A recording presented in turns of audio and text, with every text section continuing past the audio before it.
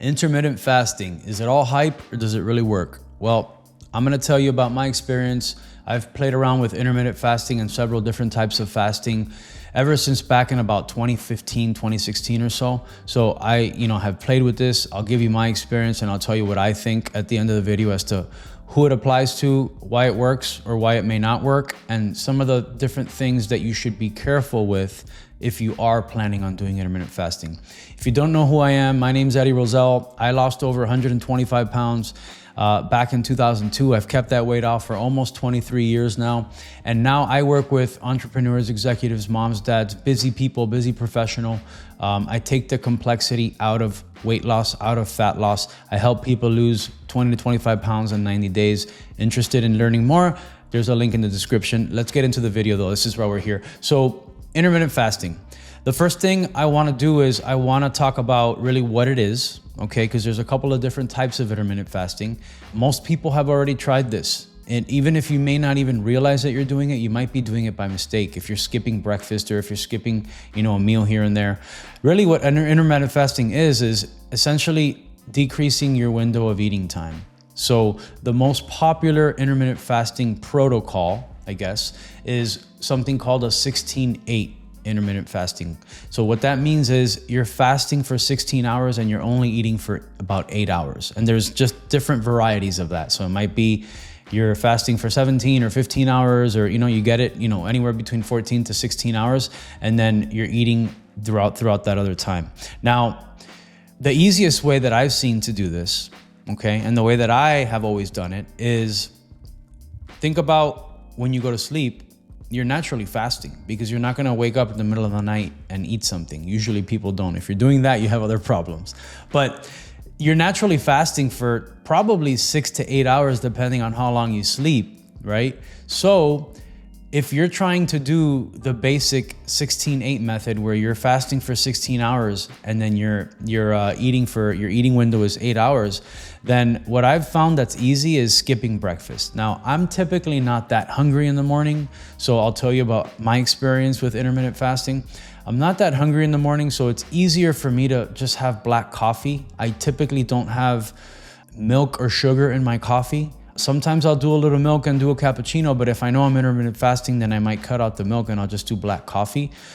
You can do tea, you can do water. The fasting that I'm talking about here is not the really strict water fast. You can have tea, you could have black coffee, as long as you're not putting sugar or anything else in there, or milk, then that, for this purposes of this video, we're gonna consider that intermittent fasting.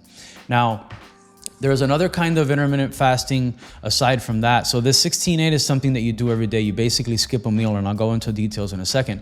There is another type of intermittent fasting that is called the 5-2 method, where you basically eat normal calories for 5 days and then you fast for a couple of days, right? It's a different type of thing. I don't like that because I feel like eating really low calorie or not eating at all those 2 days really throws in kind of like a wrench in terms of like feeling restricted, right?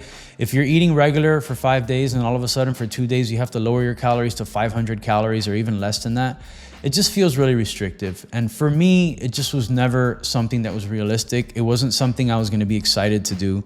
I also don't have any health issues where that's gonna be something that's gonna benefit me in any way.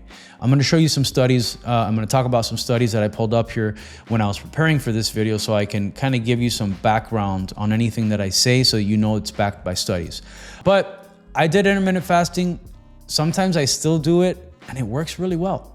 The reason why it works really well is because I think most people think, oh, if you want to lose weight, do intermittent fasting, and that's going to be a great, easy way to lose weight. Well, yes and no. Yes, because people end up skipping a meal, typically. They might the most popular way is to skip one of the end meals. So you skip breakfast, and then you eat basically from 11 or 12 p.m. until whenever you have dinner at 8 p.m. It's about an 8-hour window. And then you're fasting the rest of the time, because after dinner, you go to sleep, you don't have any snacks, you go to sleep, and then you don't have food again until the next day around 11 or 12, 11 a.m. or 12 p.m. So that's that 16-hour fast. You're doing it overnight and you're leveraging the fact that you're sleeping, so you don't have to worry about eating throughout that time. So you're just kind of tacking on that morning by eliminating that breakfast. The other way that people do it is They will sometimes eliminate dinner. They'll skip dinner. They'll have breakfast. They'll have lunch. They'll have lunch around like maybe a late lunch around like 2 o'clock or so. But then they'll skip dinner and they won't eat again until the next morning. And so that's just shifting that 16 hours to later in the day. Same thing though. You're just kind of eliminating one of the end meals, either breakfast or dinner. Now, the one thing that I want to make clear in this video that I want everyone to understand is that intermittent fasting is not some magic bullet for weight loss. There's nothing special about it other than the fact that it eliminates a meal. You eliminate breakfast or dinner. By doing so, and by limiting the amount of, by shrinking the window of eating that you have, people naturally eat less. And when people naturally eat less, what happens? They're in a deficit. And so when they're in a deficit, they will lose weight. That's why people lose weight on an intermittent fasting diet. I want to talk about a couple of studies here to basically drive this point home, because I don't want you to think that intermittent fasting is a weight loss thing that's just this magic thing. The way you lose weight is by being in a calorie deficit. Now, there's a number of different ways, and I've talked about a lot of those different ways on this channel about how you get to your deficit and what's the easiest way to do it, the way where you're not hangry, where you're not hating life and you're not super hungry. You're gonna be a little hungry, that's normal. But where you're not like hating life and you're hangry and you're getting moody and everything, there's ways to do it so that it feels easier. I have a whole video that I did that should be released by this point that's all about making weight loss easy, and it's incorporating these little things, right? But there was a study back in 2011, okay? And they're trying to prove whether intermittent fasting works for fat loss on its own, or if it's just the fact that it's the calorie deficit that's causing the weight loss. This was obesity reviews back in 2011. The finding was that alternate day fasting led to 3 to 8% body weight loss. So 6 to 20 pounds lost in about an 8 to 12 week study. So basically they did alternate day fasting. They ate normal one day and then they fasted the next day. And that's another type of intermittent fasting. Eat normal, fast. Again, I think that introduces a lot of restriction. I don't want to have a day where I don't eat anything unless it's purposeful and you're doing like a 24-hour fast. We can talk about that in another video. But they basically found that intermittent fasting slashed about 500 calories a day, right? 300 to 500 calories a day. So people ended up losing weight. But the main finding was that it wasn't because of the intermittent fasting that they lost weight. It's because of the calorie deficit that they lost weight. There was another study, basically it's intermittent fasting versus daily calorie restriction back in 2017 in JAMA Internal Medicine. And basically what they did was they had the 16-8 intermittent fasting, the one where you either skip breakfast or skip dinner, and consistent restriction, and then both dropped about 6% of their body weight. So they had one group eat 75% of your calories. You can eat every day. Doesn't matter when you eat, doesn't matter the window. There's no, you don't have to skip meals. Just basically have a 25% deficit of calories.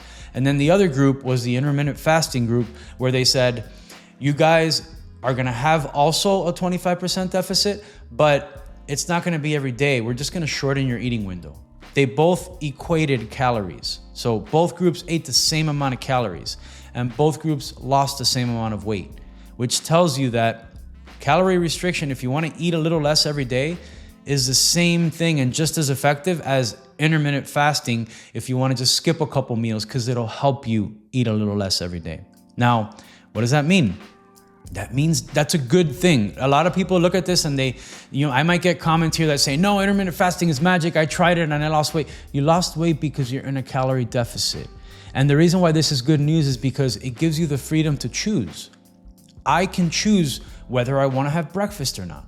Sometimes people get into and I fell into this. Back in 2015, when I first did intermittent fasting, I would force myself to not eat up until like 12 or 1 o'clock. And there was days when it was easy, but there was days when it was a lot harder. And I shouldn't have, looking back on it now, knowing what I know, I shouldn't have forced myself to not eat up until this certain time just because I wanted to be in this window, where I could have easily just enjoyed breakfast and then eaten less calories throughout the day, and I would have had the same weight loss result. Now, a lot of people are gonna say, oh, well, I do intermittent fasting because I want to increase autophagy. Autophagy is the way that your body eliminates cells that are senescent cells, that are essentially what senescent cells are, just cells that are, consider them dead. That might not be the proper biological term. So if you're in the comments and you're a biologist, I'm sorry, but I'm just trying to make this as easy for you guys to understand. Think about cells that just aren't doing their job anymore. And so the body takes those cells and it breaks them down into their smaller parts, and then it uses that to basically build healthy new cells that are going to be able to function and contribute to your body, to your tissues, to your organs, and so forth.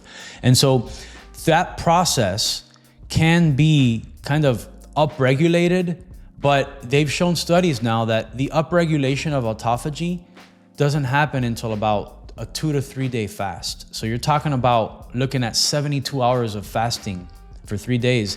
Like, your body is naturally going to do autophagy. It's going to naturally ebb and flow with autophagy. When you're sleeping at night and you're not eating, your body is upregulating autophagy. When you wake up and you eat and you start, your body's going to upregulate digestion and the other things that it needs to do. So your body is always constantly in flux and trying to do whatever it needs based on what you're feeding it, the movements that you're doing and how you're living your life. Your body is incredibly smart. It's like a symphony, and all of these things are all working together.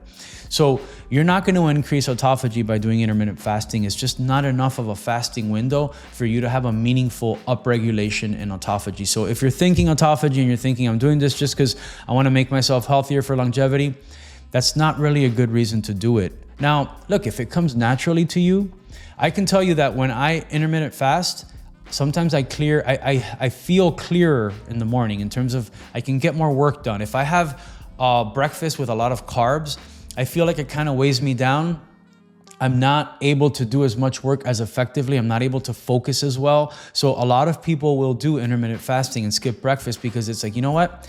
I get up and I start working in the morning, and I'm so much more effective when I just skip breakfast and just have, my lunch. That's fine. That's great. Some of those people that do that are not even trying to lose weight. Obviously, this is a weight loss channel, so I try to relate everything to weight loss and helping you guys get the most out of it. But I also like to talk about these other peripheral things like autophagy and other things, because those things are important. And I kind of like to geek out on that stuff too. And I like to learn about that stuff. Ultimately, we're trying to optimize our lives and be the best version of ourselves. Weight loss is a big part of that, but there are other components to it that will add to your quality and health. So hopefully that gives you a good understanding. I still, here and now and then, do intermittent fasting. A lot of times it comes naturally to me. If I wake up a little later, I might not even eat until lunch. I might skip breakfast completely. It's just a natural thing that happens. I don't set a timer and say, there's even an app, I think it's called Zero or something like that, where you can literally set a timer and it'll help you to say, okay, your eating window is up now you could eat. Like, you can do that, but I feel like for most people, it's gonna start to get into your head, and then you're not gonna listen to your natural hunger signals. You're not gonna listen to your body, and you're gonna just be so hyper-focused on the app and the time and, I can't eat till 12 o'clock or 1 o'clock.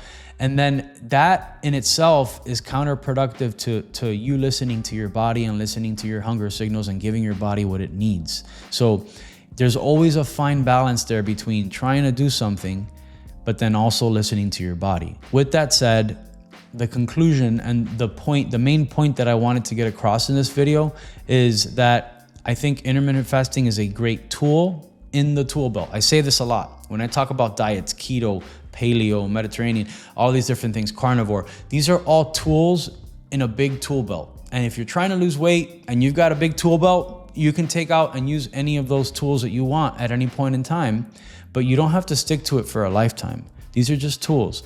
If it's gonna help you, like it does me, if it's gonna help you to eat less and stay in a calorie deficit, then by all means, incorporate intermittent fasting.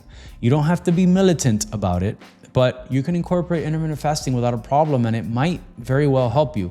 I can tell you that in the beginning, if you're not used to skipping breakfast, it might be a little uncomfortable. You might be really hungry, especially if you have breakfast that is high in carbs. It's gonna be a lot harder. A lot of times when you're transitioning to intermittent fasting, it's a lot easier to transition when you're having more filling foods like proteins and fats, because it just keeps you fuller longer. So it makes that intermittent fasting window easier. Like that, if you're skipping breakfast, it makes it easier to skip breakfast. when you're just not that hungry because you had filling foods like proteins and fats and stuff like that. So the other thing that I'll tell you to kind of wrap up this video is, I know that I mentioned that I was gonna talk about a couple little things you have to be very careful with. So if you are new to intermittent fasting, I want you to know that you should not do it every single day, all day, 7 days a week, every single week without a break. I don't recommend that. I used to do that. I'm the kind of person that when I find out about something and it's something new and exciting and shiny, I'm all in. And I do it every day because, I don't know, I just can't get myself from not doing it every day, because I'm like, if this is a good thing, then why wouldn't I do it every day, right? I know I'm a Scorpio and I can be extreme at times, right? One way or the other, black or white. There's a lot of room for improvement in the gray area. And I've learned that as I've gotten older now in my 40s. And what I've noticed is I experienced some kind of hormonal issues where I started to become deficient in a couple of things like iodine, zinc, magnesium, vitamin D3. I was lower in a couple of those different things. Now, to be fair, I can't peg it to just intermittent fasting because I had a lot of stress in my life. This was back in around 2015, 2016. I had a lot of stuff going on with my dad. My dad has mental health issues, and I was living 1,500 miles away. I was living in Chicago. He's here in Miami. And there was a lot of stress going on there on top of the other stresses of work and stuff. And so on top of that, I was also doing intermittent fasting. Intermittent fasting is a stress to the body if you're not used to it. Just like lowering your calories is a stress to the body if you're not used to it. Anytime you put too much stress on your body without enough recovery, then you're gonna experience lower testosterone, lower hormonal levels, whether it's your thyroid level going down. You're gonna experience a number of different things. And so you have to always balance out how much stress you have in your life. That's work, family, kids, anything that you've got going on, the amount of exercise that you do, right? The amount of intensity training that you do, like how high impact is your training versus recovery? How much sleep am I getting? Am I meditating? Am I keeping this up here clear and optimized, right? Balance out activity and stresses in your life, means diet, all that stuff, work, family, everything, and then balance it out with recovery. You always have to keep these two in balance. If you don't keep those two in balance, I'm telling you, the body will tell you and it'll notify you, and you're gonna have a harder time and a longer time pulling yourself out of that. So sorry, I got into a tangent there, but intermittent fasting, even going back to the first person that I learned intermittent fasting from was a couple of people. Jason Fung, which had the book Obesity Code, which I read back in it was a long time ago, around the time that I was doing fasting. And then also Dave Asprey. Dave Asprey is known for his bulletproof coffee, and he has promoted obviously for a long time that an easy way to fast is to just put butter in your coffee in the morning, because fat technically doesn't break your fast, so the insulin levels don't go up as high with fat. And there's a whole thing that we don't have to get into about, the carbohydrate insulin model and everything. But essentially, I learned how to do intermittent fasting from them initially, and they've written books on it. Dave Asprey has a book called Fast This Way. Dr. Fung has a book called Obesity Code about, insulin and fasting and stuff like that. And his main way to treat people is through fasting, which I don't think is necessarily necessary. That's a mouthful. But that's the way he treats his patients. I think he's up in Canada. But even Dave Asprey has come around to say you shouldn't do intermittent fasting every day. You got to give yourself a break. You got to give your hormones a break, because ultimately it's a stress to the body. And so what I will caution you with is, if you are going to do intermittent fasting, do it maybe 5 or 6 days out of the week, and then one day enjoy your breakfast or your dinner, whatever meal you're skipping. Enjoy it. Give yourself a break. Give your body a break, especially if you feel like your body is asking for it. Give yourself a break. When you're in a deficit, you're going to be a little hungry, and that's okay. Think about hunger as your body losing weight. That's what you have to think about. But if you're really like, man, it's really hard. It's 9 o'clock and I'm looking at my watch and I have to not eat until 1 o'clock and I'm like dying over here, then you should probably not do intermittent fasting that day. Have a healthy meal and try to just make sure you have the same amount of calories you would with your intermittent fasting period. Just have it in a regular period without kind of shortening that window. At the end of the day, the studies show that it's the same for fat loss and it's the same for weight loss. It doesn't matter whether you do intermittent fasting or not. What matters is the total amount of calories you get in throughout the day. So hopefully that helps you. If this was useful for you, please obviously subscribe, like. I've got so many new subscribers to the channel. The channel is growing really fast and I'm super excited about it because my goal with this channel is to just get as much good evidence and science-backed information as I can to you guys. I've been through it. I know what it's like to be almost 300 pounds. And luckily I can say that I'm on the other end of that, being in the best shape of my life now in my 40s.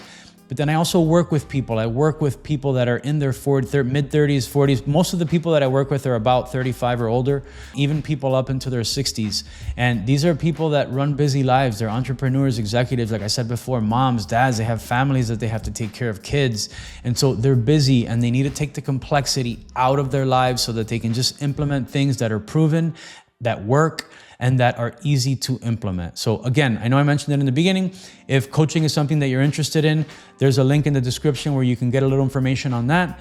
Other than that, I will see you in the next video. Please like and subscribe and share with someone that needs to see this information. I genuinely appreciate you guys. Have a blessed day or night whenever you're watching this, and I will see you on the next video. Thank you.